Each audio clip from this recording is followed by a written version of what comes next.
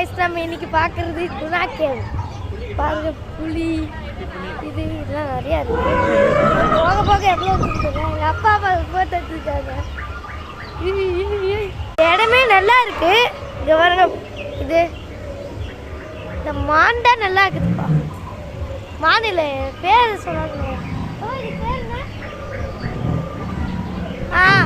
மாடு இல்லை, இதை பாருங்க, இதுதான் காளை மாடு. இதை பாருங்க,